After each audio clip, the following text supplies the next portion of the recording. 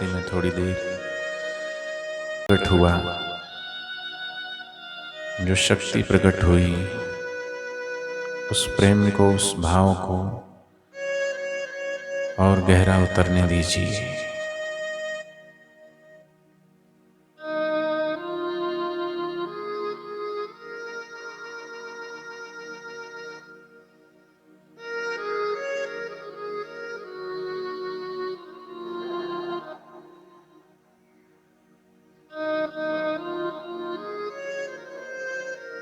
प्रेम सुधा बरसाओ मेरे सतगुरु,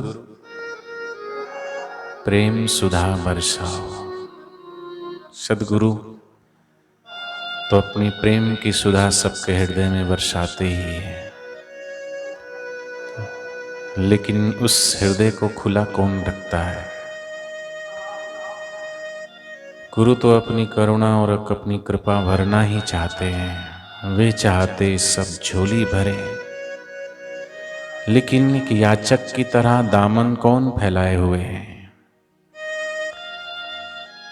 अपने हृदय की झोली को फैला दीजिए, सद्गुरु के समक्ष भरने दीजिए गुरु की करुणा, गुरु की कृपा को। आनंद से, प्रेम से, माधुर्य से, करुणा से थोड़ी देर निर्दोष हो जाइए। हंसना आए हंसे, रोना आए रोए, पुकारना हो पुकारो।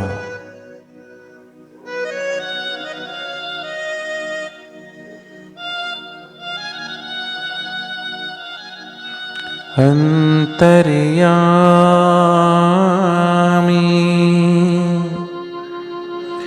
अंतर्घट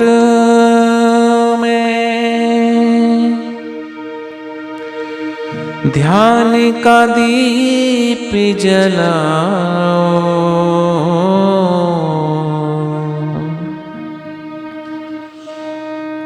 मन प्रेम सुधा बरसाओ गुरु, मन प्रेम सुधा बरसाओ।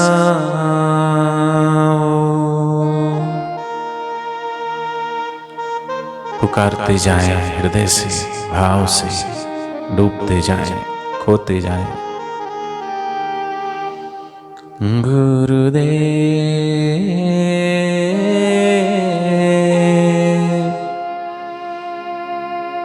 गुरुदेव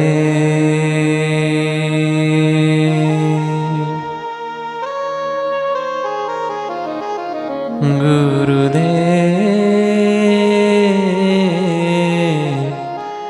गुरुदेव।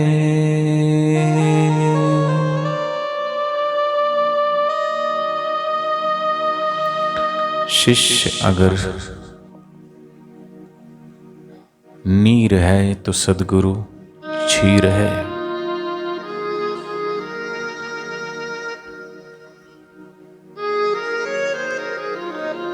नीर अर्थात जल और क्षीर अर्थात दूध। नीर रोता है,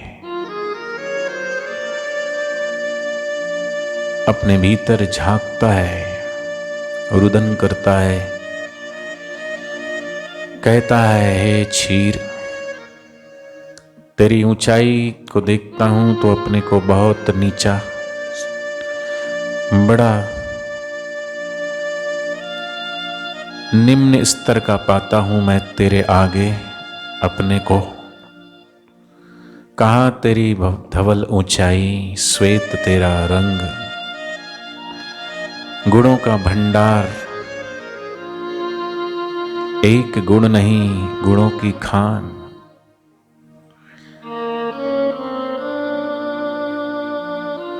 तू है तो तेरे कारण ही पकवानों की शोभा है। तू है तो मावा है, तू है तो मिठाई है, तू है तो खीर है, तू है तो तेरे कारण ही नाना प्रकार के स्वादिष्ट व्यंजन तुझसे ही शोभा पाते हैं। तू ना और मैं, मैं रंगहीन, मैं गंधहीन, मैं स्वादहीन, ना मुझ में कोई स्वाद है, न मेरा कोई रंग है, न मेरा कोई ढंग है। और इसलिए मैं तेरे आगे बहुत तुच्छ सा महसूस करता हूं। क्षीर कहता है, मित्र दिल छोटा ना करो, तुम चाहो तो तुम भी मुझमय हो सकते हो, तुम चाहो तो मेरे जैसे बन सकते हो। क्योंकि मेरे अंदर भी तुम्हारा ही अंश है और तुम्हारे अंदर भी मेरा ही अंश है। तुम अपने को मुझसे अलग मानते हो इसलिए तुम ऐसा सोचते हो, लेकिन मैं तो तुम्हें अपना ही मित्र मानता हूं, मैं तो तुम्हें अपना ही अंश मानता हूं, मैं तो तुम्हें अपने से अलग नहीं मानता। नीर कहता है, मैं तुम जैसे कैसे हो सकता हूं, मुझमें तो स्वाद नहीं। क्षीर कहता है, तुम स्वाद से भरपूर हो सकते हो, तुम रंग से भरपूर मुझमें हो सकते हो, तुम मेरे रंग में रंग सकते हो, तुम मेरे जैसे भी स्वादिष्ट हो सकते हो, तुम मेरे जैसे मधुर हो सकते हो, तुम मेरे जैसे व्यंजनों की शोभा भी पा सकते हो, बन सकते हो। लेकिन कैसे? कहा, मित्र कैसे? आ जाओ मेरे निकट और मिल जाओ मुझ में, घुल जाओ मुझ में, मिट जाओ मुझ में। बीज अगर रोए वृक्ष को देख करते, वृक्ष जानता है कि बीज मेरा ही रूप है, वो प्रकट हो चुका है और वो अप्रकट है, लेकिन उसको प्रकट होना है तो उसे मिट्टी में मिटना पड़ेगा। एक बार दो बीज से किसी ने उनकी वार्ता सुन रहा था। किसान ने खेत में बीज बोए, एक बीज बड़ा हर्षित था, प्रसन्नचित्त था, आनंदित था कि अब मेरा वास्तविक स्वरूप प्रकट होगा, अब मैं बड़ा हर्षित हूं, बड़ा आनंदित हूं, बहुत इस कवर के अंदर, इस खोल के अंदर कैद होके मैं रहा, लेकिन अब मैं इससे पार जाऊंगा, अब इससे मैं बाहर जाऊंगा, मैं भी ऊंचाइयों को छूंगा, मुझ में भी पत्ते आएंगे, मुझ में भी कली खिलेगी, मुझ में भी फूल खिलेंगे और मुझ में भी फल लगेंगे। बड़ा उतावला है बाहर आने को मिट्टी से। तभी दूसरा बीज कहता है, अरे इतना क्यों उतावला हो रहा है, पड़ा रहे यहीं पे चुपचाप, क्या आवश्यकता है बाहर जाने की, क्या आवश्यकता है बाहर निकलने की? बाहर निकलेंगे तो तुझे कौन सा दुनिया वाले छोड़ देंगे, तुझे नोचेंगे, तुझे तोड़ेंगे, तुझे फोड़ेंगे, तुझे मारेंगे, तुझे काटेंगे, जंगली जानवर तुझे अपने पैरों से रौंदेंगे। डर नहीं लगता? पड़ा रे चुपचाप, क्या जल्दी, क्या आवश्यकता है बाहर जाने की? तब वो समझदार बीज कहता है कि अगर मैं बाहर ना गया, ये माना कि बाहर बहुत झंझट है, ये माना कि बाहर बहुत कष्ट है, कभी धूप सहनी पड़ेगी, कभी आंधी, कभी तूफान, कभी वर्षा, कभी ओले, कभी किसान की दी हुई खाद, और जैसे फूटूंगा तो फूटते ही जंगली जानवरों का भी डर रहेगा, और अंत में होगा क्या? कोई रौंद दिया तो? फिर भी ये सब होते हुए भी मैं जानता हूं कि मेरा भविष्य फूटने में ही है, मेरा भविष्य अंकुरित होने में ही है, मेरे भविष्य की संभावनाएं अंकुर के फूटने के कारण ही है।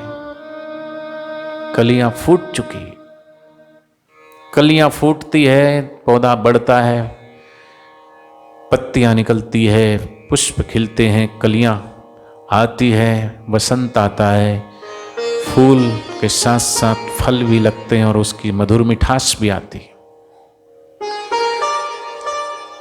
और ये संभावना तो है। और वैसे भी अगर मैं तेरी बात मान के अगर यहीं पड़ा रहूं, ना जाऊं बाहर, ना निकलूं, तो अंत में तेरा क्या हश्र होना। तू तो सड़ेगा, तू तो गलेगा और यहीं नष्ट हो जाएगा। सड़ने और गलने और नष्ट होने की अपेक्षा मैं अगर बाहर आकर के अगर अंकुरित होता हूं, फूट जाता हूं, मिट जाता हूं बीज से, अगर वृक्ष बन जाता हूं, तो हर्ष क्या है। अगर मेरी पूर्णता तो है उसी में, मेरा जो व्यापक स्वरूप है जब तक वो प्रकट ना हो तो मेरा नष्ट हो जाना निश्चित है। और नष्ट तो होना ही निश्चित है ही। तू अगर बाहर ना आया तो नष्ट तो तुझे भी होना ही है। लेकिन बाहर आकर के अगर नष्ट हो भी गया तो कोई हर्ज नहीं, पुरुषार्थ तो करूंगा। लेकिन अगर एक संभावना तो है खिलने की, एक संभावना तो है मेरा वास्तविक स्वरूप प्रकट होने की, तो मैं क्यों मौका चूकूं। मैं तो आऊंगा बाहर, मैं तो जाऊंगा बाहर। भले लाख तूफान आए, लाख आंधियां आए, लाख मुसीबतें आए, लेकिन मैं तो खिलूंगा। मैं तो अपने भीतर के स्वरूप को पाऊंगा, बाहर प्रकट होऊंगा। ऐसी जीवात्मा की हालत है। उसके भीतर जो परमात्मा है, लेकिन वो डरता है मिटने में, और डरते डरते अगर रह जाएगा तो आखिर में नष्ट तो होना ही है।